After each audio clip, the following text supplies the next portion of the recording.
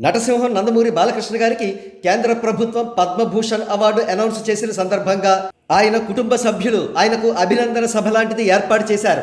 ఈ సభకు ఆయన కుటుంబ సభ్యులతో పాటు కొంతమంది డైరెక్టర్లు, టెక్నీషియన్స్ హాజరయ్యారు. విచిత్రం ఏమిటంటే ఈ సభ వివరాలు బాలకృష్ణ గారి ఫ్యాన్స్ సోషల్ మీడియా అకౌంట్స్లో పెద్దగా కనబడలేదు.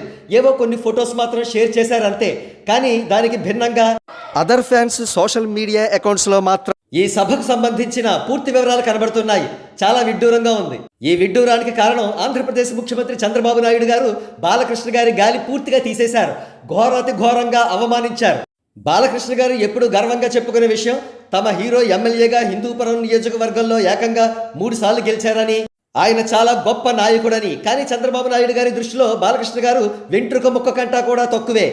పాపం బాలకృష్ణ గారు హిందూపూర్ నియోజకవర్గంలో జరగవలసిన పనులకు సంబంధించిన ఫైళ్ల గురించి ఏదో మాట్లాడబోతుంటే, ఇక్కడ నువ్వు నా బావమరిదివి మాత్రమే, కానీ నేను సీఎంని, నువ్వు ఎమ్మెల్యేవి, ఈ పనుల కోసం అయితే నా అపాయింట్మెంట్ని తీసుకుని ఆఫీసులో కలు అన్నారు.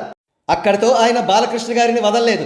హిందూపూర్ నియోజకవర్గం అంటే ఎన్టీఆర్ గారి నియోజకవర్గం, టాప్ నియోజకవర్గం. సో పనులు నువ్వు చెప్పినా చెప్పకపోయినా సరే ఆటోమేటిక్గా జరిగిపోతాయి, టాప్ ప్రయారిటీ ఇస్తాం అని మాట్లాడారు. పాపం చంద్రబాబు గారి దెబ్బతో బాలకృష్ణ గారు ఏడవలేక నవ్వినట్లుగా నవ్వారు.